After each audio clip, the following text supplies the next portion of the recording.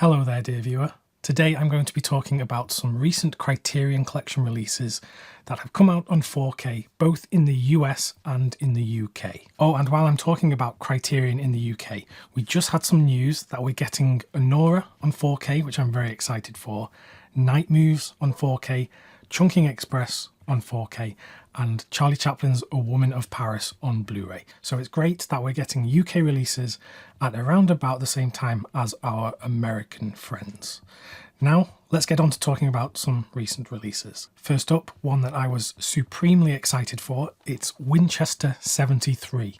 This is Anthony Mann's Western masterpiece, starring the one and only James Stewart. If you're even remotely a fan of the Western genre and you haven't yet seen this film, then you have to change that, because this one is one of the very best.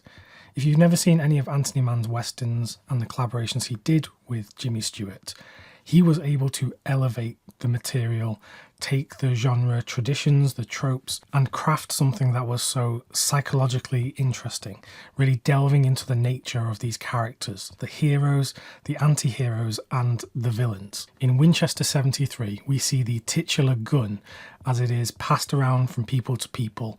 It begins during this shooting competition at this town fair, and Jimmy Stewart and his rival, his kind of arch nemesis, are just supreme sharpshooters. They are able to hit any target, including a flipped coin. While it's in the air, they are able to shoot a hole through the coin. That's how good these guys are. This rifle carries with it an aura of darkness, and when it is stolen from Jimmy Stewart's character and passed from person to person, bad things surround this weapon. It's an incredible film. It is swift as well, at 92 minutes long.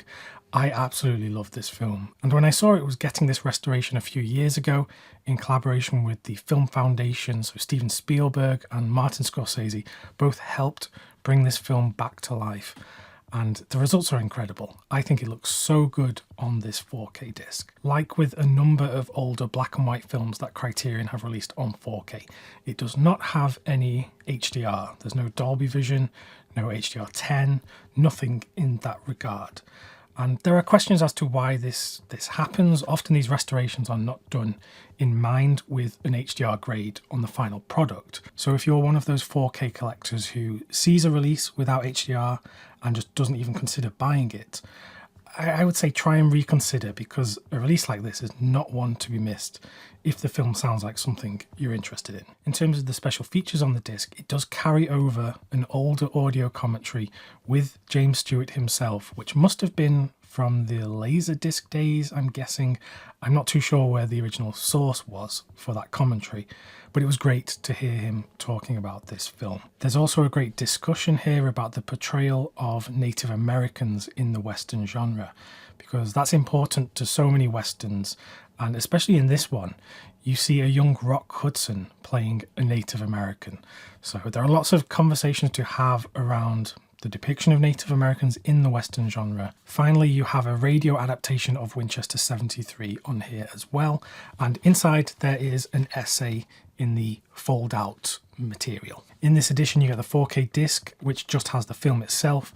Then you have the Blu-ray with the film and also the special features. So I think this is a phenomenal film. It is one of my favourite Western films. I love Anthony Mann to bits. I think his filmography is incredible. So if any of this sounds like something you're interested in, then I think this is a disc to check out. Then we come to a film that just grows and grows in my own appreciation. It is Punch Drunk Love from Paul Thomas Anderson. When I first saw this film many years ago, I was discovering all of the films in Paul Thomas Anderson's filmography, and I have to admit this was not one of my favourites. This was towards the lower end of his films, although a lower end film from PTA is better than most films from most other filmmakers. But at first glance I didn't quite get what other people were getting from the film, because I was used to seeing There Will Be Blood and Magnolia, which are these great epic films in many senses. And this was very different. This was a more intimate film following just a few characters. It wasn't charting the life of a character over decades. It wasn't looking at these interconnected relationships from tons and tons of characters. But every time I revisit this film, I get more and more from it. and I really love this film now. I think it is excellent. It is a romantic film following this character played by Adam Sandler, who has these anger issues, and he struggles connecting with people, especially women. And he's hyper fixated on certain things, including collecting coupons for these air travel miles. And he comes from a family and he has like 7 sisters. So his relationship with women is very difficult. And he ends up getting scammed when he does this phone sex line. And the boss of that organization is played by Philip Seymour Hoffman, who is incredible. And he gets so angry on the phone, and it's just great to watch those scenes. Emily Watson is great as the love interest, and she really feels like she is the missing piece for this man. And it's great to watch their interactions, because at times they are uncomfortable and, you know, a bit cringeworthy, but also they feel very real, because I've seen people like this in real life. I know people who are like this. It's funny. It is weird. It has this great musical score, which is a bit off kilter and goes to some very interesting places. So I think the film is incredible. And there's even this very interesting fan theory about this film and certain hidden images in the film. So this is a new 4K release from Criterion. It is an upgrade from Criterion of their older Blu-ray, which looks very similar. Everything that was on the old Blu-ray you have in this 4K combo package, because the included Blu-ray has all of the special features. Also worth noting is there is another 4K version of Punch Drunk Love available, both in the UK and in the US. It's this one here, which was part of the Columbia Classics Volume 4 set. So some of you might already have this release in your own collection, in which case I would say you probably don't need to get the Criterion Blu-ray. There are some special features that are the same across these two releases, though the Criterion does have a few extra. So if you have the Sony 4K and you have the old Criterion Blu-ray, then you have pretty much everything there is here. Now in terms of the 4K image, they are both sourced from the same restoration, which was not from the original camera negative, I think. It was from a later source. So the films look very similar indeed. Perhaps you could call the Sony disc the winner purely down to better compression, which we know is generally the case with Sony if you compare it to a Criterion disc, but honestly, hardly noticeable. And then when you get to audio, there are more subtitle options on the Sony disc, so they cover pretty much all major languages. And then in terms of the audio, the Criterion disc only has the new Dolby Atmos, whereas the Sony has the Atmos and the 5.1 track that was on the older release. So basically what I'm saying is there isn't much difference in here. If you don't want to get the big Columbia Classics set, which I think is out of print now anyway, then you can be happy with the Criterion 4K. I think it's a great film and a great release. Next we have a film that was a brand new experience to me. It is Jojo Dancer, Your Life is Calling. This is directed by Richard Pryor, starring Richard Pryor, and this is very much an autobiographical film, looking at the man's life from being a young boy where he grew up in a brothel and was surrounded by all sorts of interesting characters, some dangerous characters, and then going on into his life into comedy, leading up to when he was seriously burnt, when he was set on fire while he was high on drugs. And that is the basis for this film. It's looking back after this scenario and assessing one's own life. And the film is brutally honest. You know, you see so many painful experiences, and it's something I really admire, because as an artist, as a man, he really is laying out his whole life for everyone to look at. Many people will know Richard Pryor from his comedy. He's widely considered one of the greatest comedians of all time, and I know him from some of his film performances in the past.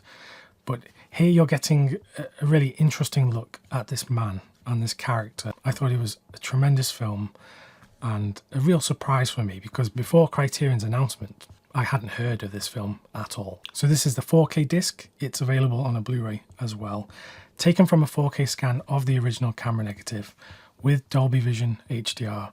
The film looks beautiful. It doesn't look like it has been messed with any nasty effects or anything like that. It looks like a film, and it looks like how I think it should look. So I was very happy with this film, having no history with the film itself. Maybe some other people would pick up on problems here, but for me, This was an excellent experience, and in the special features it's not stacked, but there are two things here. There's an interview with filmmaker Robert Townsend, and there is an archival interview from the Dick Cavett show, which I love watching those Dick Cavett interviews. You know, that show was incredible, and I wish we had something like that today. So a great release from Criterion. If it sounds like your kind of thing, then you can't go wrong with this. And then we come to The Mother and the Whore from Jean Eustache. This is a French film from the filmmaker who died very young, so he didn't make many films in his lifetime and his career, but many people consider this one a masterpiece, and it has been desired on Blu-ray or 4K for a very long time, and we finally have it. This is essentially a love triangle film, and we follow this central character played by Jean-Pierre Lot, who we would know from many French films, including the works with Francois Truffaut. The film comes from the early 1970s, so this is post-French New Wave, but it carries many of those sensibilities forward. It is a nearly 4-hour epic film following these three characters. We get many philosophical musings and discussions, and the central character, he is meant to be obnoxious. I don't think we're meant to instantly connect with him, but as the film progresses, we see him become more vulnerable. We almost pity him, or at least that's what I get from this film, and it really does reach moments of truth, and it's almost painful watching him in some of these situations with these women. I really like The Mother and the Whore. There's a lot here to admire, although I'm not quite sure it earns this really lengthy runtime, and that will be sacrilegious to many people who adore this film. But it is long, and the takes are very long, and there's lots of dialogue here. This is not some visually epic movie. It is very much about conversations and being brutally honest about these characters and the interactions. So I would give the gentle warning that to really get this film and enjoy it, you probably have to have quite a strong interest in French cinema from the period, the French New Wave, these filmmakers, these actors, all of that combined. It's not that this film couldn't be for you, it certainly could, but there are other films I would recommend starting with before venturing into this type of French cinema. Just like with the previous releases I talked about, this is a 4K disc, but there is a Blu-ray available as well. Now, the presentation of the 4K is not as strong as I would have expected it to be. Throughout the long runtime of the film, the image can be a bit inconsistent. There are periods where it is softer and flatter than others. So it's not a consistently bad image or anything. I think at times it looks very good indeed. But there's just something here which I don't know what is going on, but it doesn't quite look how I would have expected it to look. I know that's not very technical of me to say, but I don't really know quite how to put it. I was just expecting it to look a bit stronger, a bit more consistent in the image. There is no HDR on this disc, so there's an interesting conversation to have whether it's worth getting the 4K over the Blu-ray that is being released at the same time. What I would tell you is that because of the runtime of this film and Criterion's usual encoding, the compression on the Blu-ray is not good at all. They really have crammed the film on there in not the most optimal way. So I would say if you want this film, then the 4K is the way to go, because the Blu-ray just doesn't quite look as good. And if you want more after the long runtime of the film, there are some good special features on here with some of the actors, the filmmakers. So there's stuff to delve into after watching the film itself. So in conclusion, The Mother and the Whore, it's a film I do really enjoy.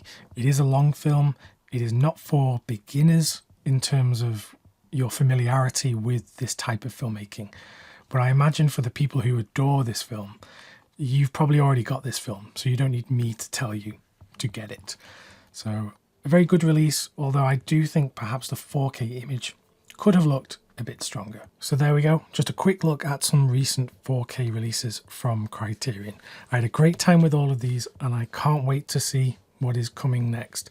Lots of great things on the horizon, getting US releases and UK releases. As far as the UK releases go, I think Spirit Entertainment are doing a great job since taking over the reins of Criterion in the UK, bringing these 4K discs to us and also releasing them close in date to the US counterparts, which is great, because years ago under the old management, we would have to wait years to get some of the Criterion discs after they got released in the US.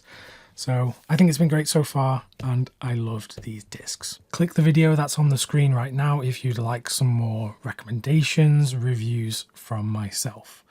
Until next time, thanks very much for watching, and I'll see you soon.